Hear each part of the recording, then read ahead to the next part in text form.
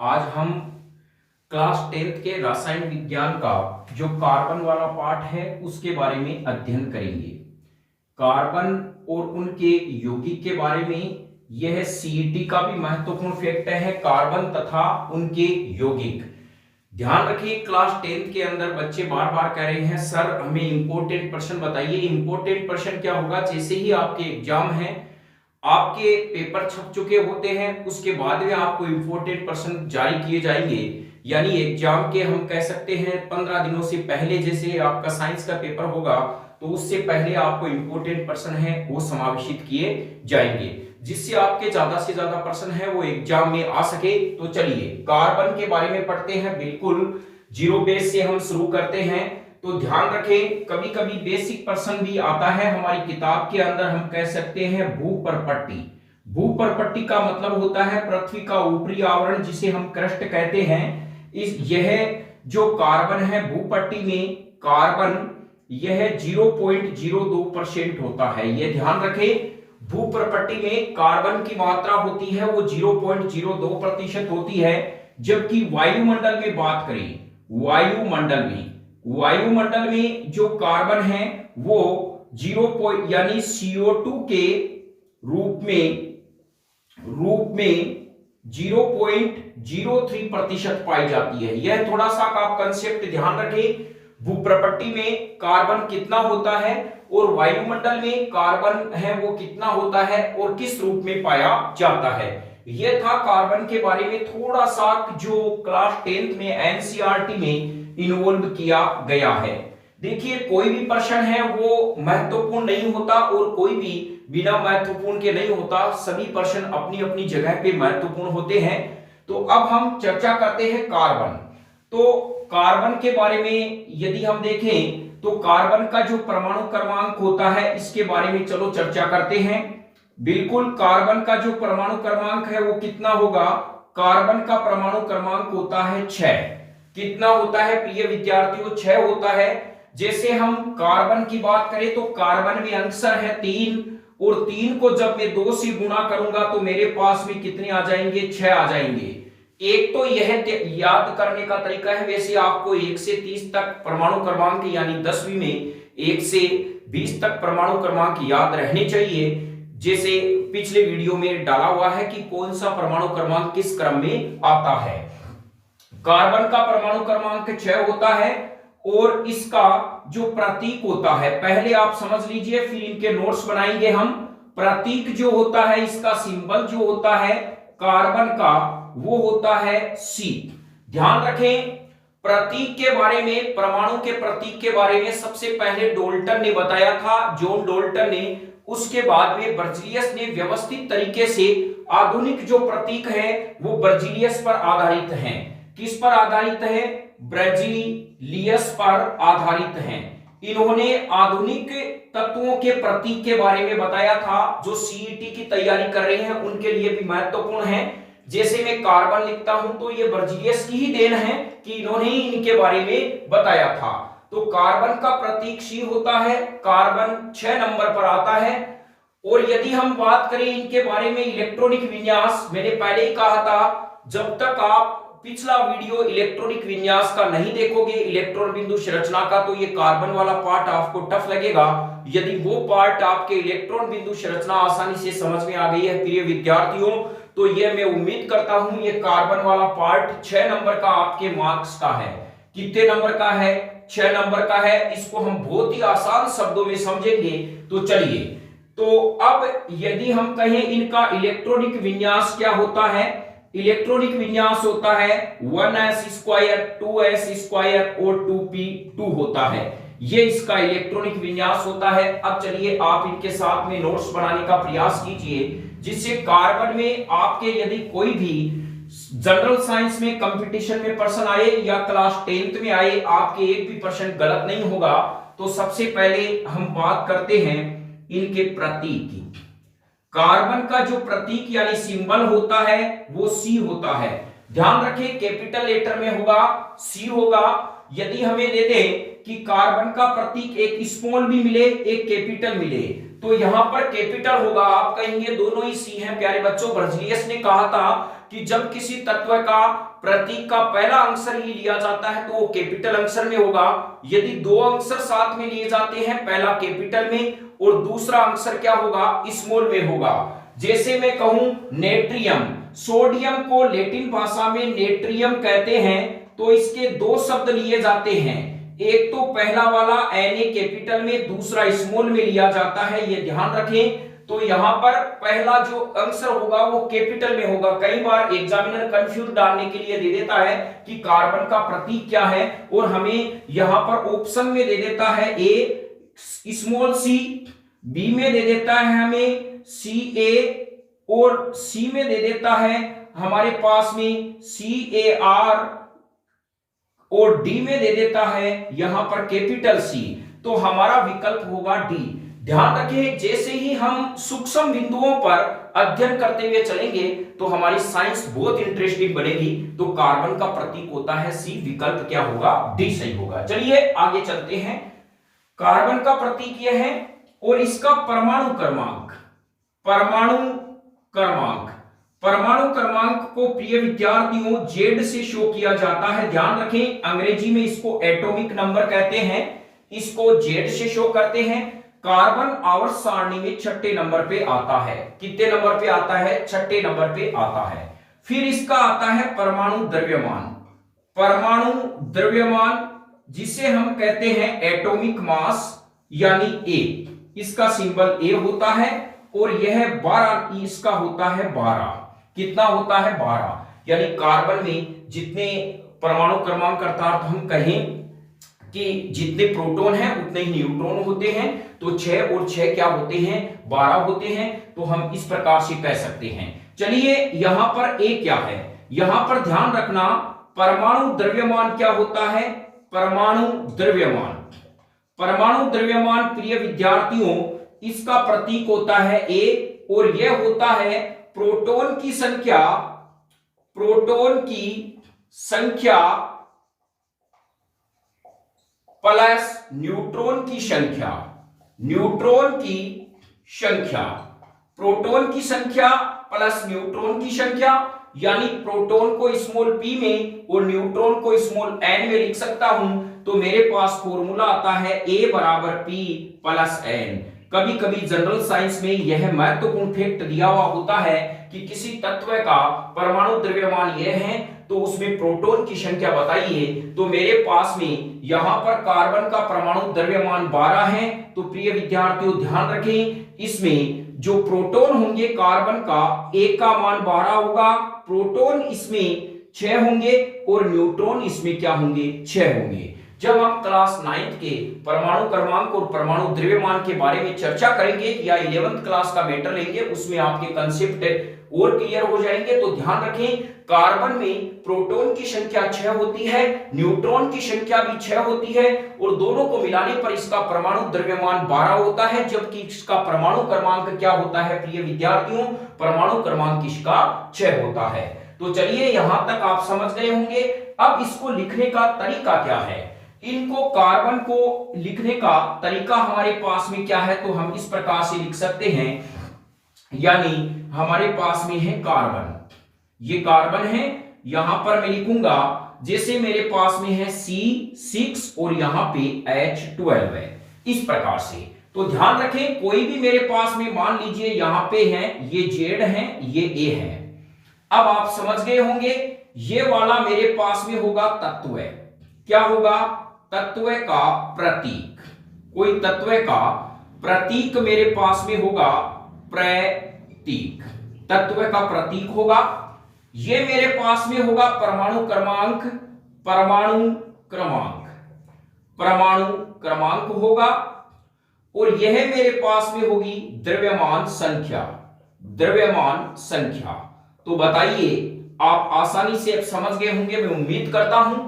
जब भी यहां पर, और कई बार क्या है, ये एनसीईआरटी बेस में ऐसे लिखा हुआ है, और आरबीएससी में जो चलता था या जेड लिखा हुआ था या ए लिखा हुआ था, दोनों बात एक ही है। यह एनसीईआरटी का पैटर्न है और यह आरबीएससी का पैटर्न है लिखने का।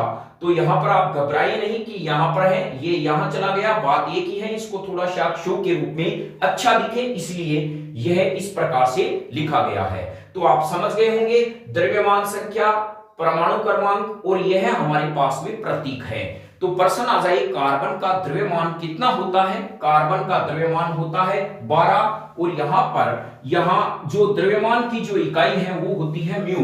तो ध्यान रखें। नेक्स्ट चलिए आगे हम चलते हैं। तो परमाणु के जो द्रव्यमान की इकाई, इसको आगे हम और भी डिस्कस करेंगे। द्रव्यमान का मात्रक या हम कह सकते हैं इकाई, द्रव्यमान का मात्रक होता है, ये यू के रूप में होता है स्मॉल, इसको म्यू कहा जाता है। क्या कहा जाता है? म्यू।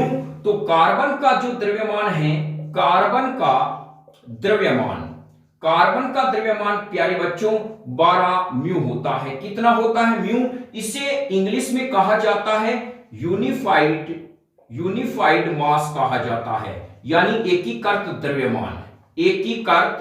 द्रव्यमान कहा जाता है। यह ध्यान रखें, यू कहा जाता है वर्तमान में, यानी पहले एएमयू कहा जाता था, आज से काफी साल पहले एएमयू, वर्तमान में इसको यानी एटॉमिक मास यूनिट पहले, यानी यदि हम चर्चा करें तो इसको एएमयू कहा जाता था, यानी एटॉमिक मास यूनिट। आज वर्तमान में परमाणु का द्रव्यमान म्यू के रूप में शो करते हैं। तो मैं उम्मीद करता हूं यहां तक आप कार्बन के बारे में समझ गए होंगे। चलिए अब देखते हैं कार्बन का इलेक्ट्रॉनिक विन्यास। तो मैंने पहले ही कहा, जब आप पिछला वीडियो देखेंगे तो यह वीडियो आपको बहुत आसान लगेगा।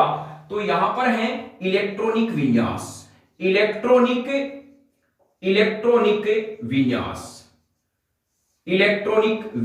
है। तो चलिए इनके बारे में देखते हैं। बिल्कुल, इलेक्ट्रॉनिक विन्यास क्या है कार्बन का? तो यहां पर हम कह सकते हैं 1s² 2s² 2p2। तो अब आप खुद बताइए कार्बन की प्रथम कक्षा में कितने इलेक्ट्रॉन हैं? यहां पर ये हमारे पास में है प्रथम कक्षा। ये क्या है? प्रथम कक्षा है, प्रथम कक्षा। और ये मेरे पास में है प्यारे बच्चों सेकंड कक्षा। कौन सी है? सेकंड कक्षा। तो यहां पर कार्बन की प्रथम कक्षा में 2 इलेक्ट्रॉन है, इसको ऐसे भी हम लिख सकते हैं 2, दूसरी कक्षा में 4। तो यहां आप समझ गए होंगे इसका इलेक्ट्रॉनिक विन्यास 1s² 2s² एंड 2p² भी होता है, या हम कहें 2,4 यह भी होता है। तो यहां पर ये शॉर्ट तरीका है, ये इसको एक्सप्लेन करने का तरीका है। तो अब देखिए कार्बन की हमें मेन फाइंड आउट करनी है संयोजकता। क्या करनी है? संयोजकता कार्बन की वैलेंसी।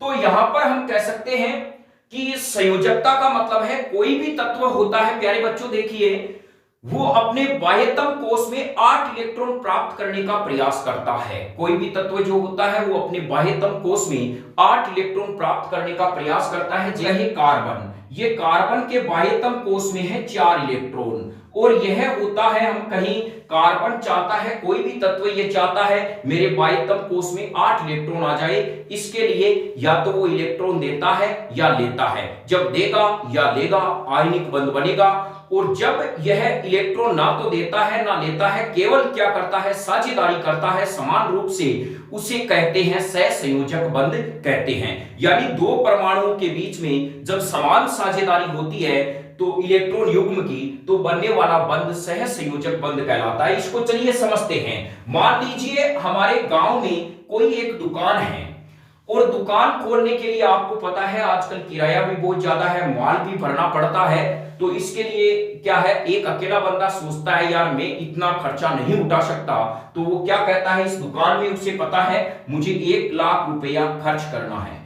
वो 50,000 रुपए खुद लगाता है और 50,000 रुपए के लिए दूसरे व्यक्ति को नियुक्त करता है, ए और बी। आप समझते होंगे पार्टनरशिप के अंदर एक व्यक्ति 50% लगाता है और दूसरा भी 50% लगाता है, तो धन का समान रूप से साझा होता है, तो यह कहलाती है पार्टनरशिप। इसी प्रकार से सहसंयोजक बंध में क्या होगा, ऐसा बंध जिसमें 2 परमाणुओं के मध्य समान इलेक्ट्रॉन युग्म की साझेदारी होगी, यानी 1 इलेक्ट्रॉन ये देगा तो 1 ये देगा, 2 ये देगा तो 2 ये देगा, 3 ये देगा तो 3 ये देगा। यह यानी समान इलेक्ट्रॉन युग्म की साझेदारी से बना हुआ बंध सहसंयोजक बंध कहलाता है। इसी प्रकार यदि आगे हम डिस्कस करते हैं और आप कंफ्यूज में आ जाएंगे, यदि ये एक ही तत्व है, यानी अपना 100% योगदान देता है तो ऐसा बंध कहलाता है, उपसय संयोजक बंध कहलाता है। अभी आप इसमें और कंफ्यूज में पड़ जाएंगे, आप इतना ही समझे कार्बन के बाह्यतम कोष में संयोजकता इसकी कितनी होती है। तो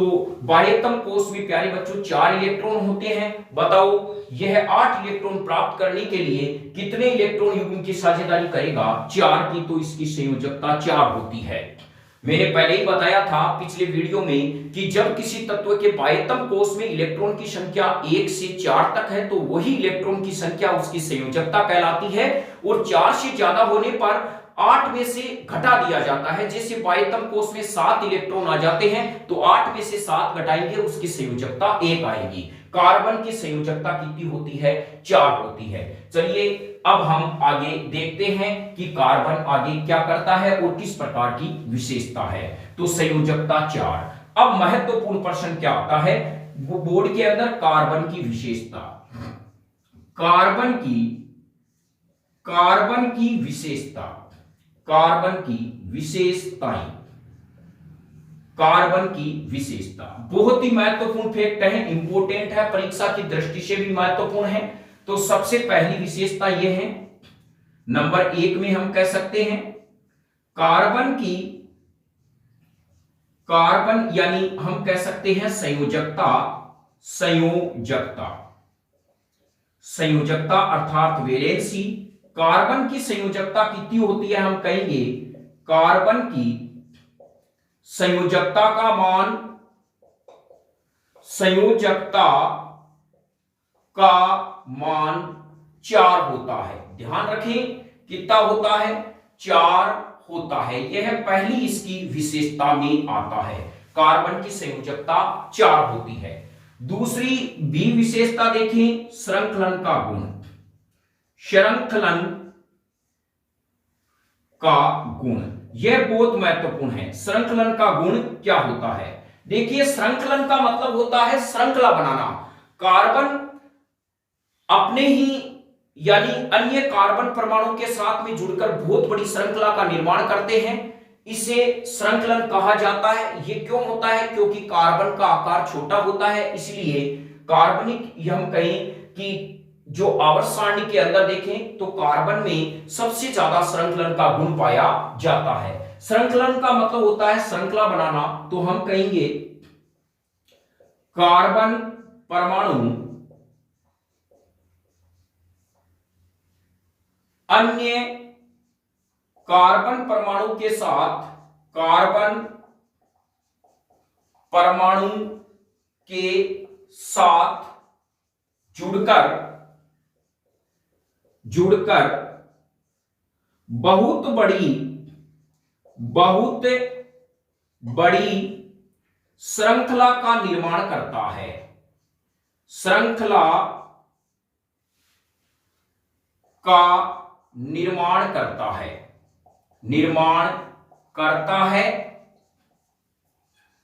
इस गुण को श्रृंखलन कहते हैं। क्या कहते हैं प्रिय विद्यार्थियों, श्रृंखलन कहते हैं। तो यहां पर यह ध्यान रखना, ये दोनों ही फैक्ट बहुत महत्वपूर्ण हैं। कार्बन की संयोजकता 4 होती है, कार्बन परमाणु अन्य कार्बन परमाणु के साथ जुड़कर बहुत बड़ी श्रृंखला का निर्माण करता है, इस गुण को श्रृंखलन कहा जाता है। फिर हम कह सकते हैं यहां पर कार्बन का आकार छोटा होने से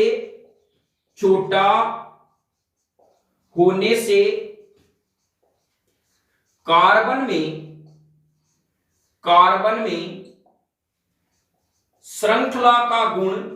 श्रृंखलन का गुण सबसे ज्यादा होता है, सबसे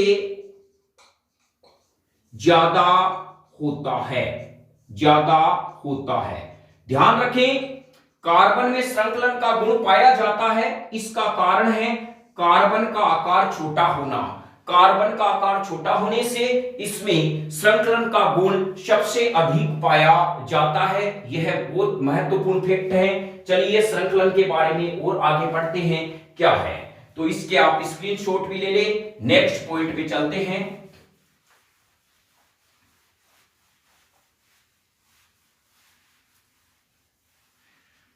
कह सकते हैं नेक्स्ट श्रृंखला सीधी शाखित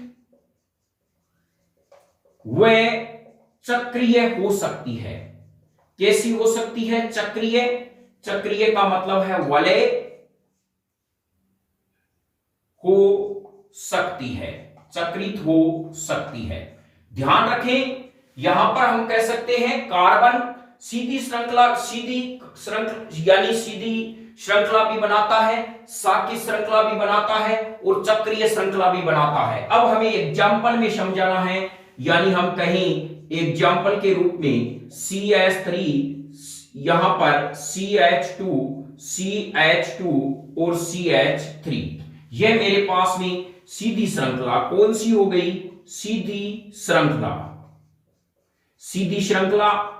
फिर हम कह सकते हैं यहां पर CH3, CH2, CH2 और यहां पे CH3 और यहां पर ये CH3, ये मेरे पास में हो गई शाखित श्रृंखला। कौन सी हो गई प्रिय विद्यार्थियों? शाखित श्रृंखला।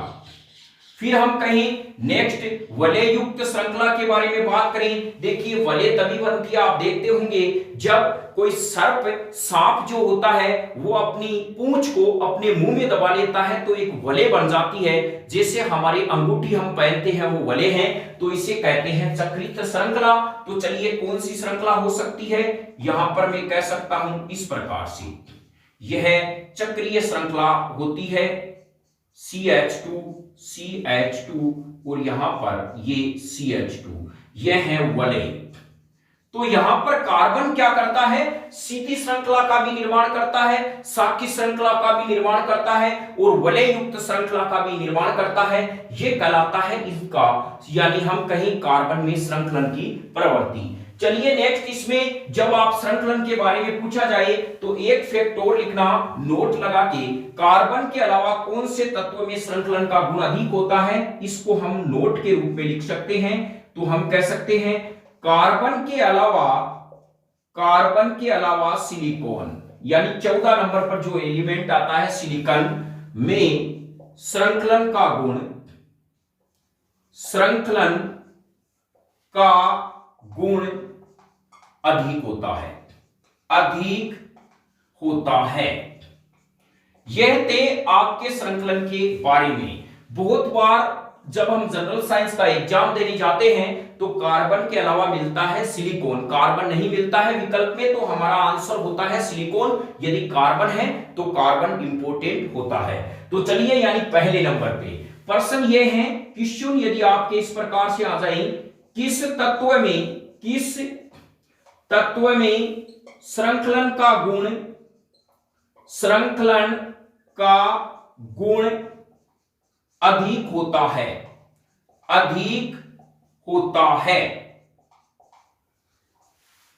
ए विकल्प हमारे पास में सिलिकॉन, बी विकल्प कैल्शियम, सी विकल्प फ्लोरीन, डी विकल्प कार्बन। तो बताइए श्रृंखलन का गुण सबसे अधिक किसमें होगा? कार्बन में होगा। यदि प्रश्न ऐसे आ जाए कि कार्बन में श्रृंखलन का गुण सबसे अधिक पाया जाता है, इसका क्या कारण है? इसका कारण है कार्बन का छोटा आकार। ध्यान रखें, कार्बन का छोटा आकार इसके श्रृंखलन के गुण को बढ़ाता है। तो यहां पर यह फैक्ट आप समझ गए होंगे। नेक्स्ट हम बात करते हैं कार्बन के बारे में। तो कार्बन जो होता है वो हमेशा सहसंयोजक बंध बनाता है। तीसरा हमारे पास में देखिए, जब तक हमें पता है कि हमारे पास में मैटर बहुत ज्यादा है, लेकिन हमें लिखना भी आना चाहिए। जब तक हम कंटेंट को सही तरीके से लिखते नहीं है तो एग्जाम में हम सोचते हैं यार इसमें तो हमारे नंबर इतने आने चाहिए थे, कम कैसे आ गए? वो डिपेंड करता है लिखने के तरीके पे। कई बार आप देखते होंगे प्रिय विद्यार्थियों, कोई बच्चा कम पढ़ता है लेकिन आप देखते हैं उसके नंबर अच्छे आते हैं, तो इसके कारण यही है उसको लिखने का तरीका अच्छा है। कई बार हम देखते हैं कंपटीशन के अंदर बच्चा 1 साल तक 2 साल तक लंबी तैयारी करता है, फिर भी वो रैंक प्राप्त नहीं कर सकता। कारण क्या है? पढ़ाई के अंदर वो अकॉर्डिंग टू सिलेबस नहीं पढ़ते हैं, या हम कहें कि वो जिस पैटर्न से एग्जाम आते हैं उसके हिसाब से नहीं पढ़ते हैं, या हम कहें वो मॉडल पेपर की तैयारी नहीं करते हैं, या हम कहें कि वो गलत तरीके से क्या है पढ़ने का वे ही अपना बदल देते हैं। तो हम कह सकते हैं कई प्रकार के कारण हैं। और एक बच्चा होता है जो क्या होता है कम तैयारी में, कहते हैं भाई उसने 6 महीने की तैयारी की, उसका सिलेक्शन हो गया, अच्छी रैंक दे दी। इसका कारण है उसने पॉइंट टू पॉइंट पढ़ा था, सिलेबस में क्या है और पिछले एग्जाम में कैसे प्रश्न पूछे गए थे उसके अकॉर्डिंग पढ़ा था। तो न्यू कंसेप्ट क्लासेज आपको क्लास 10th में एनसीईआरटी माध्यम पे पिछले क्लासों का जो 18 से 22 तक प्रश्न पूछे गए हैं उन्हीं के आधार पे आपको हल कराने का प्रयास करेगा। तो ध्यान रखें इन्हीं में ही महत्वपूर्ण प्रश्न छुपे हुए हैं। तो चलिए नेक्स्ट है कार्बन के बारे में। तो सी आपको लिखना है प्यारे बच्चों संयोजक, यानी हम कहें सी के बारे में आपको लिखना है सह संयोजक बंध। सह संयोजक बंध, सह संयोजक बंध। तो कार्बन क्या करता है, कोवेलेंट बॉन्ड इसे कहते हैं। तो हम कहें कार्बन हमेशा हमेशा सह संयोजक बंध बनाता है, सह संयोजक बंध बनाता है। देखिए तीसरी विशेषता, चाहे हमारे पास कार्बनिक यौगिक हो या अकार्बनिक यौगिक हो, जब भी कार्बन कोई बॉन्ड बनाएगा वो हमेशा सह संयोजक बंध बनाएगा। जैसे आपको कहे CO2 में कौन सा बंध है, तो देखिए यहां कार्बन आ गया, आप बिना कहे कह सकते हैं सह संयोजक बंध। सी का मतलब है सूता हुआ, ये सो रहा है और सह से शब्द आ जाएगा सह संयोजक बंध। कार्बन सह संयोजक बंध बनाता है। जैसे हमें कहे C6H12O6 में कौन सा बंध है, देख लो कार्बन है, सह संयोजक बंध हो जाएगा। यदि हमें कहा जाए सपोज कीजिए C2H5OH में कौन सा बंध है, तो कार्बन में यहां पर यदि हम कहें तो इसमें सह संयोजक बंध है। यानी कार्बन क्या होता है, हमेशा सह संयोजक बंध बनाता है। ध्यान रखें आगे हम डिस्कस करेंगे सह संयोजक बंध क्या होता है। फिर हम कह सकते हैं नेक्स्ट में कार्बन संतृप्त व असंतृप्त यौगिक बनाता है। नंबर डी में हम कह सकते हैं यानी कार्बन संतृप्त व असंतृप्त यौगिक का निर्माण करता है। संतृप्त व असंतृप्त यौगिक का निर्माण करता है। तो यह ध्यान रखें, यहां पर कार्बन संतृप्त व असंतृप्त यौगिक का निर्माण करता है, यह कार्बन की विशेषता के बारे में था। आगे अब हम पढ़ेंगे सहसंयोजक बंध, उसके बाद में संतृप्त व असंतृप्त यौगिक लाएंगे। बहुत ही इजी और इंटरेस्टिंग पार्ट है, लेकिन हमें पढ़ने की जरूरत है। सबसे सरल पार्ट यदि विज्ञान में क्लास 10th में कहा जाए तो वो कार्बन वाला है। इससे सरल कोई पार्ट है नहीं। देखिए सबसे बड़ी विशेषता, इसमें ज्यादा कोई सूत्र है नहीं। पहली बात ये, अधिकांश पार्ट में फॉर्मूले जाते हैं, इसमें ज्यादा कोई फॉर्मूले है नहीं, पहली बात तो ये। दूसरा, इसमें कोई न्यूमेरिकल बनता नहीं है, ओब्वियसली इजी है। इनमें प्रश्न कई बार जो आते हैं, पिछली बार एक साल छोड़ के या पिछली बार अपने आप ही बता देते हैं ये महत्वपूर्ण प्रश्न है, तो हमें उन पे फोकस ज्यादा करना है। वैसे तो इंपॉर्टेंट पार्ट पूरा ही है। तो चलिए अब हम देखते हैं सहसंयोजक बंध के बारे में। चलिए पहले इसको समझते हैं, फिर हम इनके नोट्स बनाएंगे। सहसंयोजक, सह का मतलब होता है यानी संयोजक का मतलब तो होता है जुड़ना। क्या होता है? जुड़ना। हम कह सकते हैं सह का मतलब होता है समान। तो यहां पर हम कह सकते हैं कि समान जुड़ेंगे क्या प्रिय विद्यार्थियों, यहां जुड़ेंगे इलेक्ट्रॉन युग्म। क्या जुड़ेंगे? इलेक्ट्रॉन युग्म जुड़ेंगे। यह ध्यान रखना, सह का मतलब समान, संयोजक का मतलब जुड़ना, और कौन जुड़ेगा? इलेक्ट्रॉन युग्म जुड़ेगा। तो हम कह सकते हैं सह संयोजक बंध होता है किन्हीं दो परमाणु के मध्य,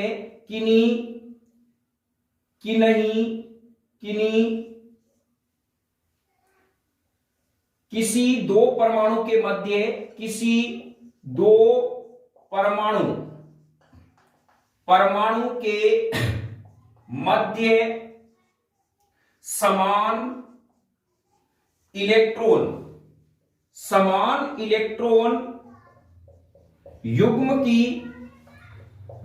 की साझेदारी से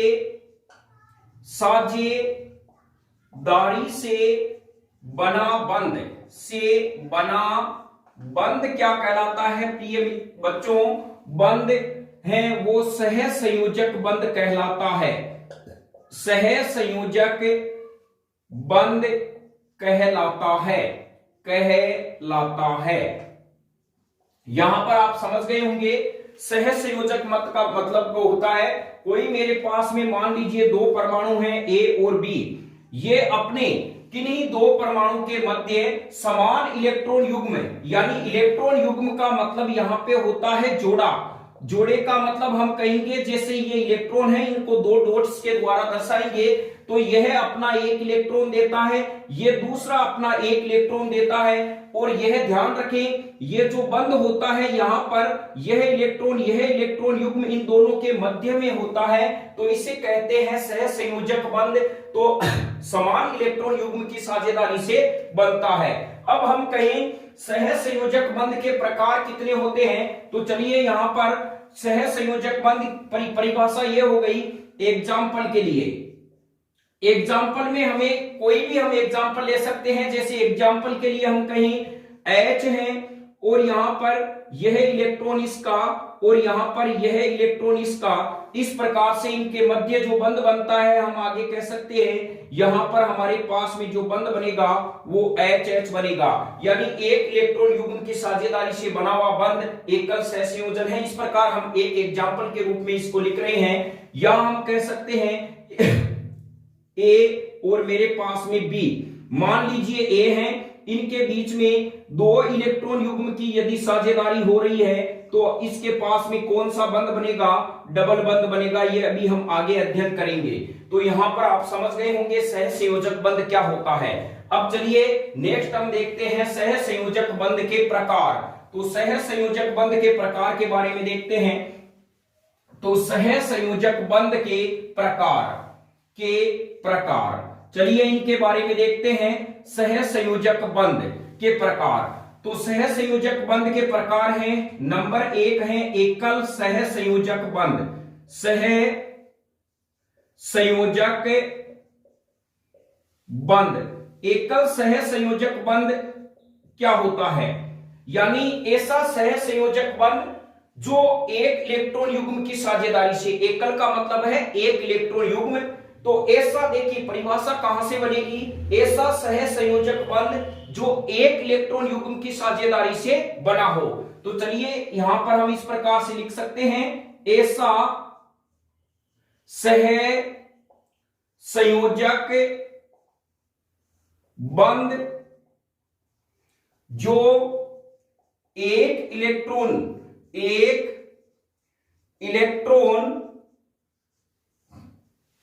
युग्म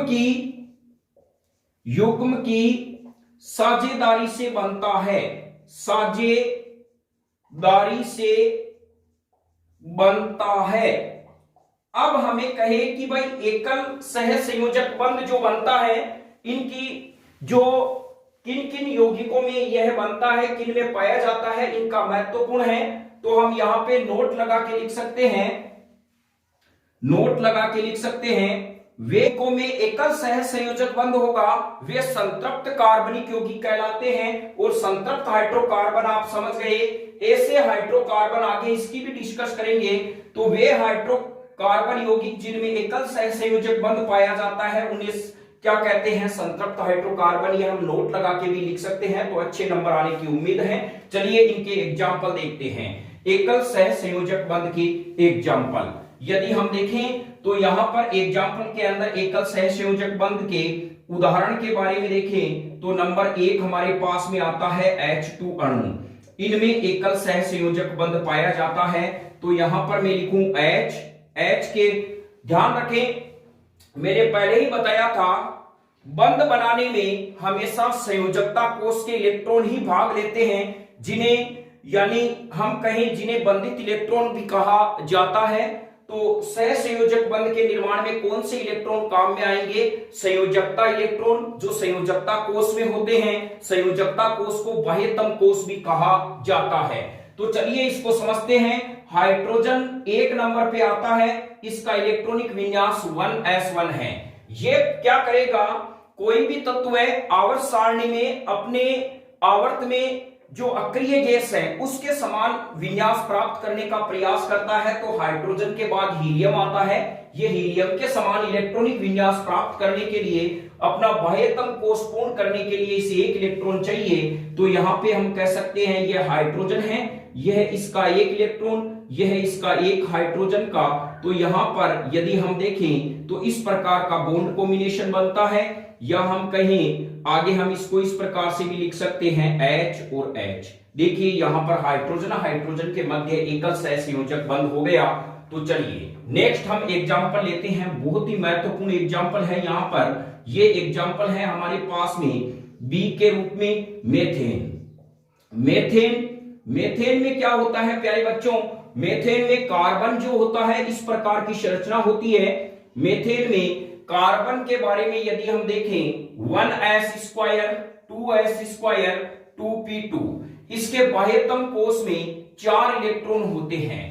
तो कार्बन अपने बाह्यतम कोष में 8 इलेक्ट्रॉन प्राप्त करने के लिए यह हमेशा क्या करता है, 4 इलेक्ट्रॉन की साझेदारी करता है। तो यहां पे हम कह सकते हैं मेथेन में, आगे हम इसका पूरा डिस्क्रिप्शन पढ़ेंगे, ये कार्बन के बाह्यतम कोष में 4 इलेक्ट्रॉन हैं, और यहां पर ये हाइड्रोजन के इलेक्ट्रॉन हैं। इस प्रकार से हम शो करेंगे ये हाइड्रोजन, और इस प्रकार ये मेथेन के पूरे 8 इलेक्ट्रॉन हो गए।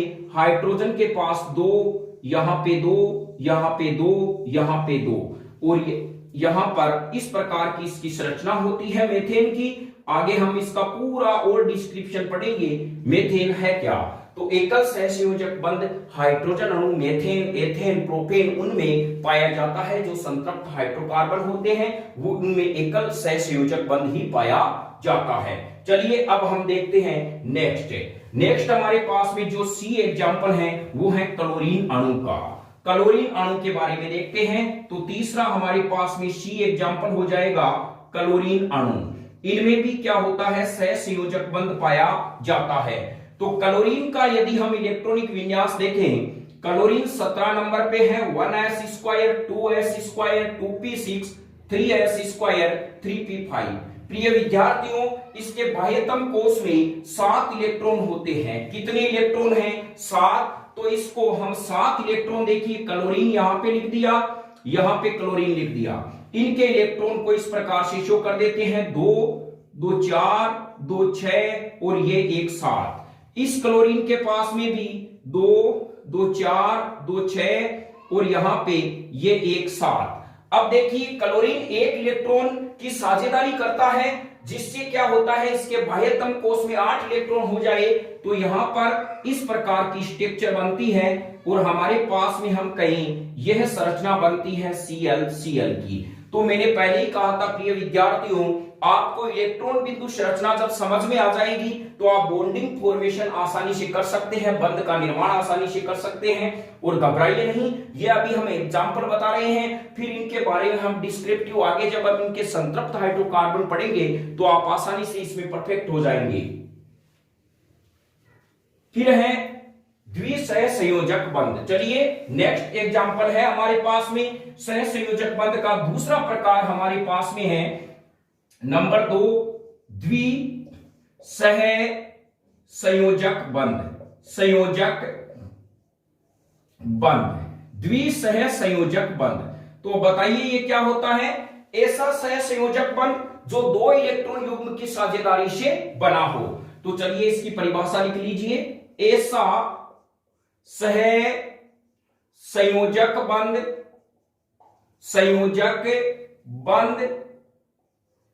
जो 2 इलेक्ट्रॉन युग्म की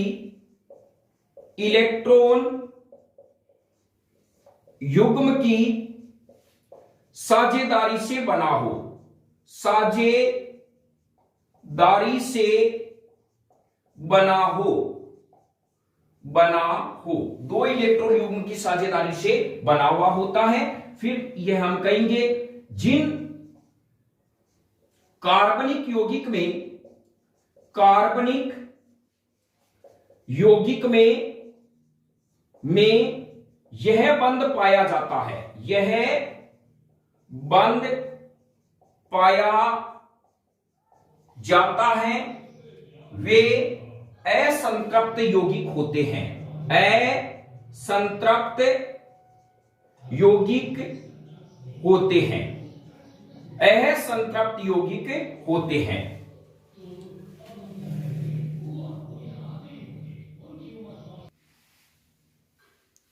चलिए इनके उदाहरण के बारे में देखते हैं, द्विसह संयोजक बंध के एग्जाम्पल के बारे में। तो यहां पर नेक्स्ट हम अध्ययन करेंगे इनके एग्जाम्पल के बारे में। तो यहां पर हमारे पास में इनके उदाहरण हैं प्रिय विद्यार्थियों। उदाहरण नंबर ए, O2 अणु। O2 अणु, ध्यान रखें O2 अणु की इलेक्ट्रॉन बिंदु संरचना आगे हम और डिस्कस करेंगे। ऑक्सीजन की इलेक्ट्रॉन, ऑक्सीजन और ऑक्सीजन। ऑक्सीजन के बाह्यतम कोष में 6 इलेक्ट्रॉन होते हैं। तो यहां पर हम इसके 2 और यहां पे हम कहें ये 2 4 और यहां पर यह 2 इलेक्ट्रॉन, 6 इलेक्ट्रॉन हो गए। फिर हम कहें 2 2 4 और ये 2 6। इस प्रकार इनकी इलेक्ट्रॉन बिंदु संरचना होती है O2 अणु की।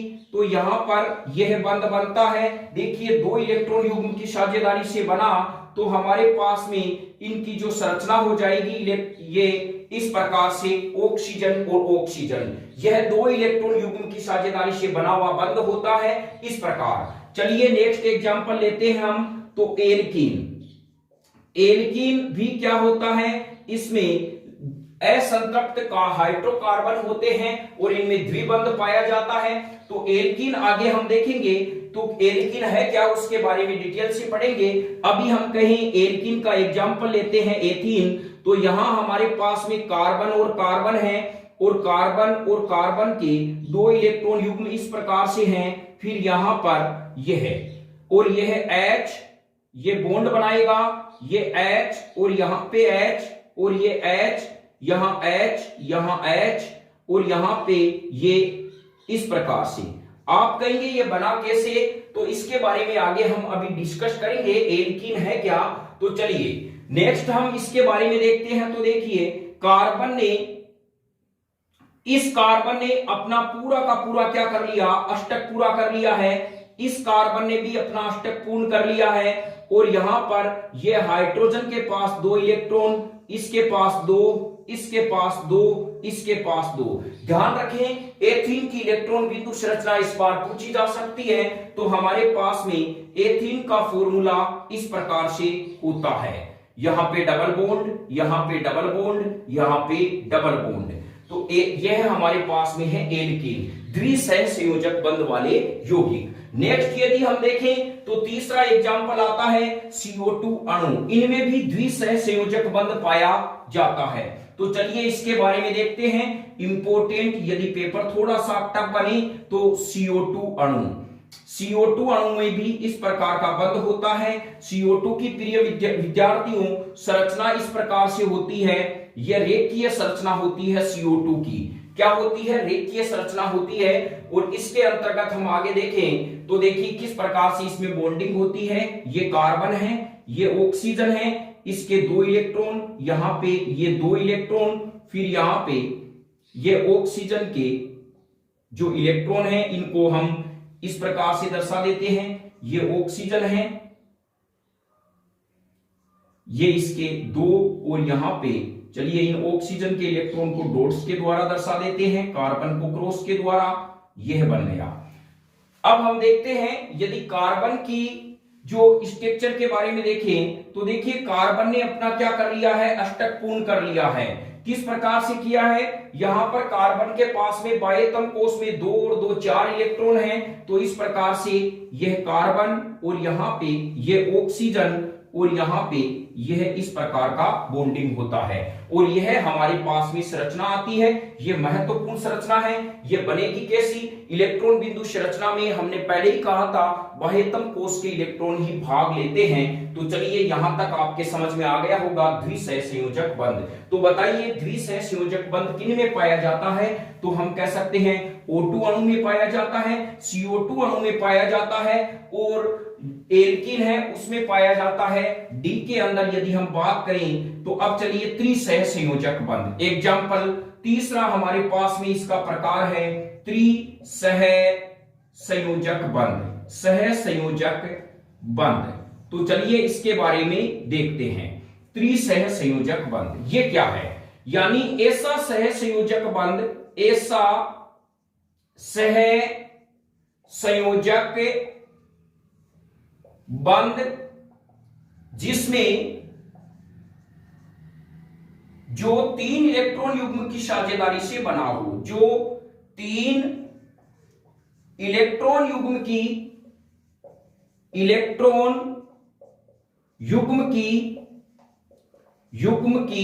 साझेदारी से बना हो, साझेदारी से बना हो, 3 इलेक्ट्रॉन युग्म की साझेदारी से बना हो।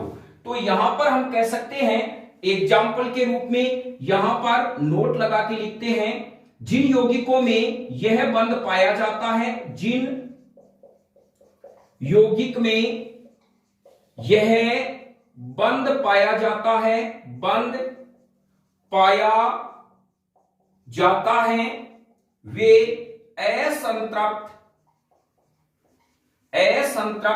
कार्बनिक यौगिक होते हैं, कार्बनिक यौगिक होते हैं।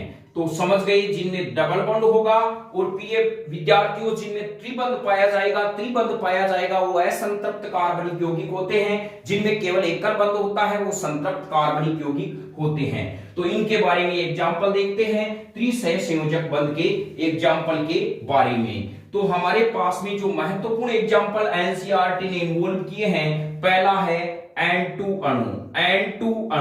N2 अणु में त्रिसह संयोजक बंध किस प्रकार से होगा? N2 अणु की संरचना प्रिय विद्यार्थियों इस प्रकार से होती है। अब हमें करना क्या है, देखिए यहां पर N लगाना है, यहां N, इसके बाह्यतम कोष में 5 इलेक्ट्रॉन होते हैं, तो यहां पे हम कह सकते हैं ये 3 इसके, और यहां पे ये 2, ये इसके 3 हमारे पास में, और यह 2 हो गए इस प्रकार। तो यहां पर यदि हम देखें तो इसके बाह्यतम कोष में 8 इलेक्ट्रॉन, इसके भी बाह्यतम कोष में 8 इलेक्ट्रॉन, और यह संरचना हमारे पास में इस प्रकार बनती है। नेक्स्ट एग्जाम्पल के रूप में देखें तो एल्काइन, चलिए इसके बारे में देखते हैं ये है क्या। तो एल्काइन में क्या होता है, आगे हम इसका और डिस्कस करेंगे। एल्काइन है क्या, तो कार्बन और कार्बन के मध्य जो ट्रिपल बॉन्ड होता है, यानी त्रिबंध पाया जाता है, ऐसे यौगिक को एल्काइन कहा जाता है। और एग्जाम्पल में एथाइन आपको पूछा जा सकता है।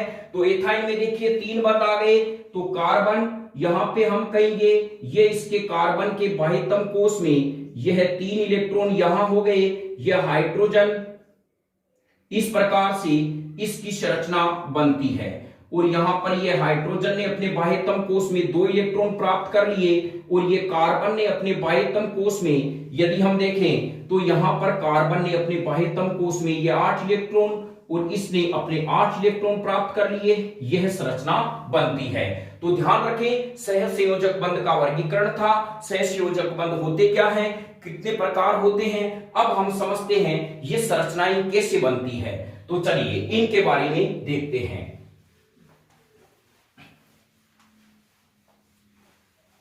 तो पहले इनको समझें, नोट्स आपने बना लिए होंगे, अब समझते हैं। तो प्रिय विद्यार्थियों, एक बात आपको ध्यान रखना है कि हमेशा जब भी सहसंयोजक बंध बनेगा, सहसंयोजक बंध बनता है, यानी कोई भी हमारे पास में रासायनिक बंध बनता है, कौन सा बंध बनता है, रासायनिक बंध। तो इनमें कौन से इलेक्ट्रॉन भाग लेते हैं, इनमें भाग लेते हैं संयोजकता कोष, संयोजकता कोष के इलेक्ट्रॉन। ध्यान रखें, रासायनिक बंध में केवल संयोजकता कोष के इलेक्ट्रॉन ही भाग लेते हैं, और संयोजकता कोष किसे कहते हैं, किसी भी तत्व का बाह्यतम कोष, यानी जो आउटर सेल होता है उसको संयोजकता कोष कहा जाता है, वैलेंसी सेल कहा जाता है। तो केमिकल बॉन्डिंग के अंदर जो हमारे पास में वैलेंस इलेक्ट्रॉन होंगे, वही वैलेंसी इलेक्ट्रॉन वही पार्टिसिपेट करेंगे।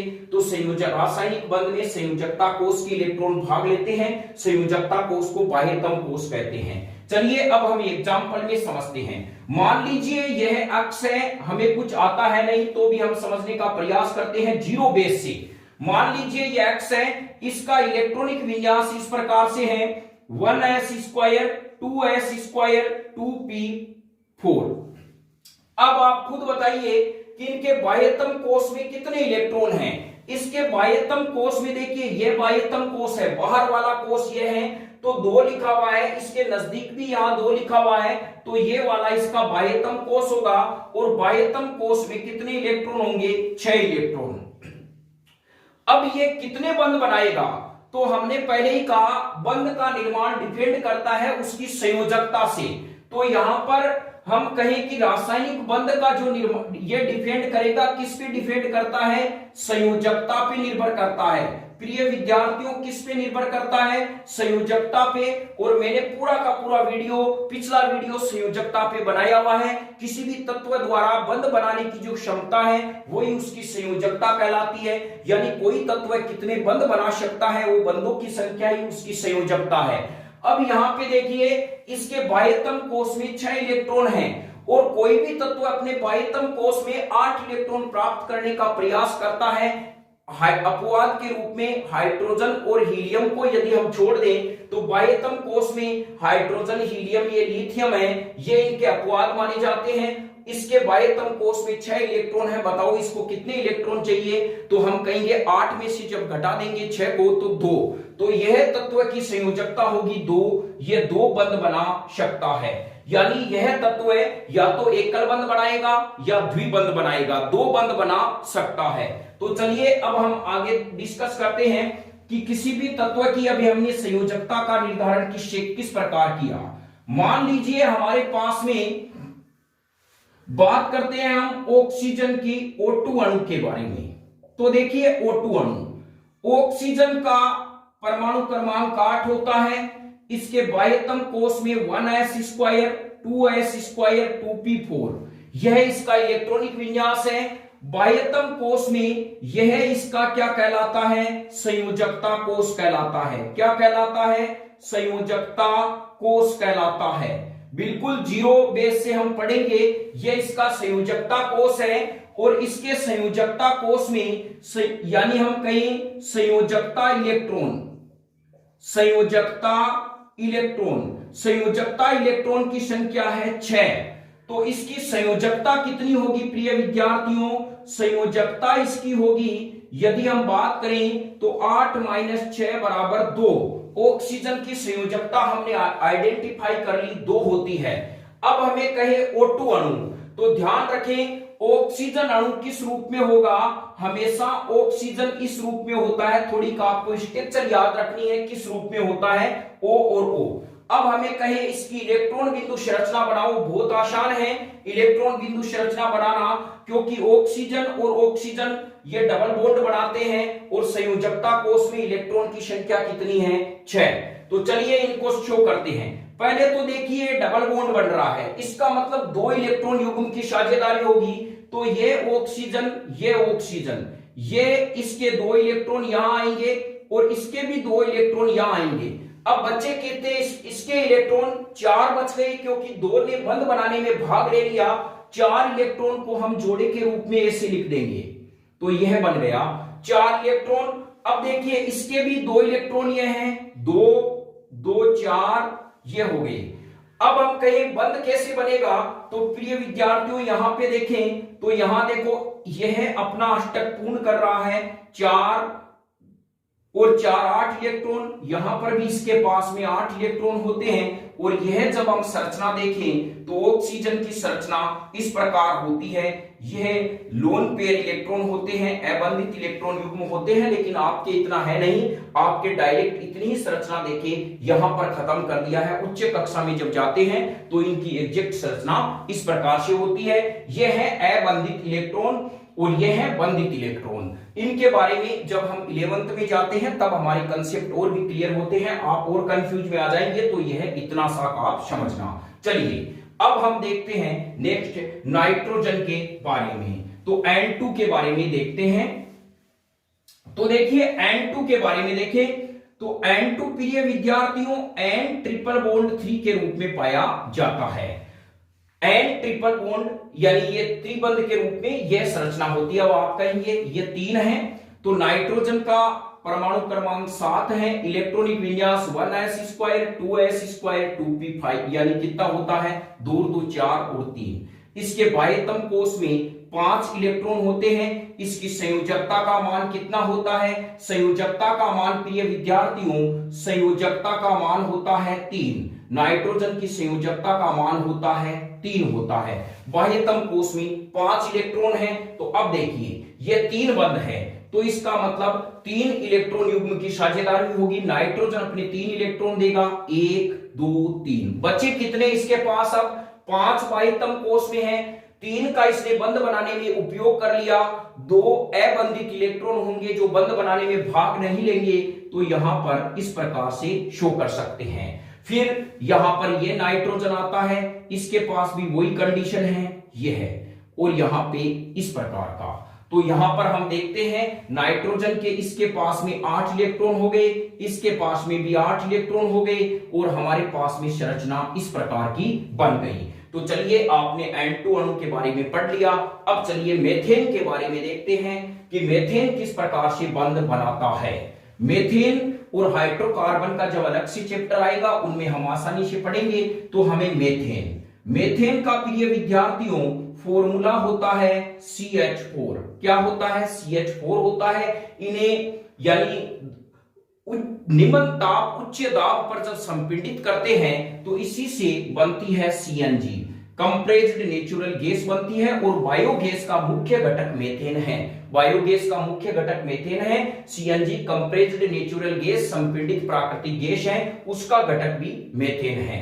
तो चलिए मेथेन की संरचना इस प्रकार से होती है, ये अपने दिमाग में ध्यान रखें। कार्बन 4 बंध बनाता है, ये क्या है? संतृप्त हाइड्रोकार्बन। अब आप समझ गए होंगे कार्बन के बाह्यतम कोश में 4 इलेक्ट्रॉन होते हैं, तो 4 इलेक्ट्रॉन है कार्बन के, और यहाँ एक एक इलेक्ट्रॉन युग्म की साझेदारी से बंध बन रहा है। तो यहाँ पे मैं कहूंगा ये कार्बन का 1 इलेक्ट्रॉन, 2 इलेक्ट्रॉन, 3 इलेक्ट्रॉन, 4। हाइड्रोजन के बाह्यतम कोश में 1 इलेक्ट्रॉन होता है, तो यहां पर हम इस प्रकार से शो कर देंगे। यह हमारे पास में हाइड्रोजन, यह हाइड्रोजन, यह हाइड्रोजन। अब देखिए 8 इलेक्ट्रॉन किस प्रकार से पूरे हुए।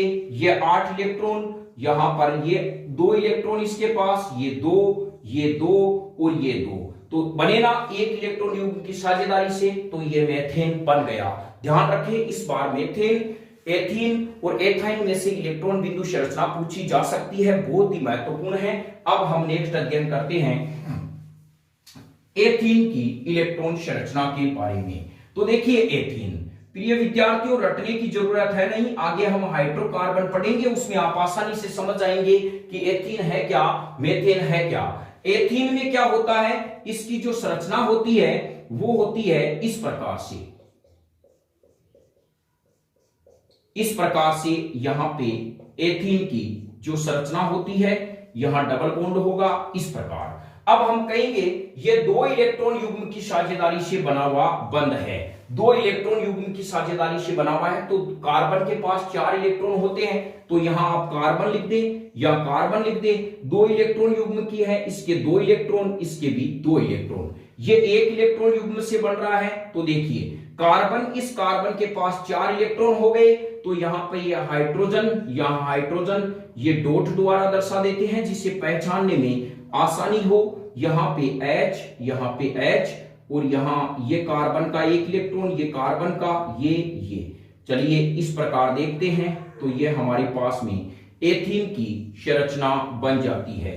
तो मैं उम्मीद करता हूं कि आपके यह संरचना आसानी से समझ में आ गई होगी। ये कार्बन के 8 इलेक्ट्रॉन, ये कार्बन के 8 इलेक्ट्रॉन, इस प्रकार से इसकी इलेक्ट्रॉन बिंदु संरचना होती है। चलिए अब हम क्लोरीन अणु के बारे में देखते हैं, क्लोरीन की किस प्रकार से संरचना बनी थी। तो Cl2 अणु,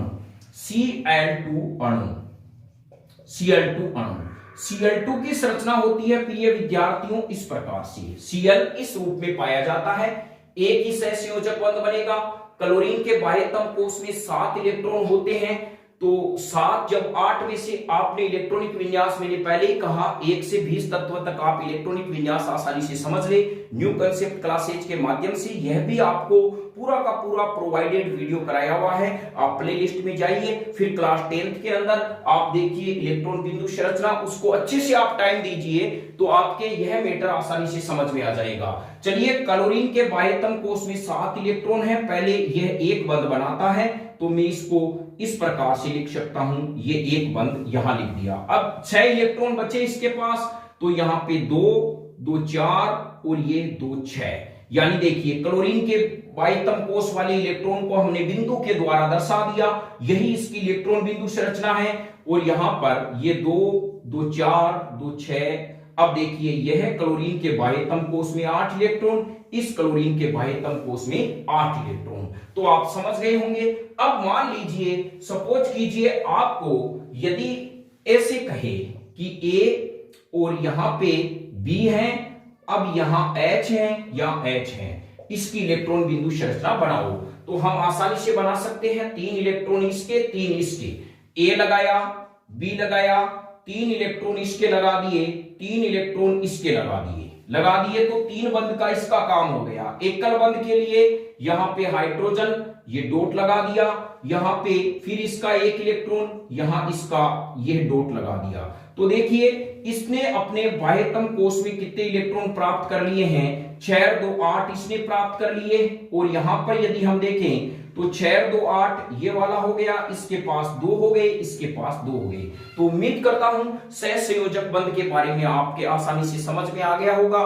कल हम नेक्स्ट वीडियो में लेके आएंगे हाइड्रोकार्बन के बारे में। हाइड्रोकार्बन क्या है, क्या इनके क्या प्रकार हैं, और फिर सजातीय श्रेणी क्या होती है। धीरे धीरे करके इनके टॉपिक को हम पूरा करने का प्रयास करेंगे। हमने वादा किया था कि 10th क्लास के एग्जाम से पहले आपको तमाम पूरे वीडियो मिल जाएंगे, प्लस महत्वपूर्ण प्रश्नों के साथ। जय हिंद, वंदे मातरम।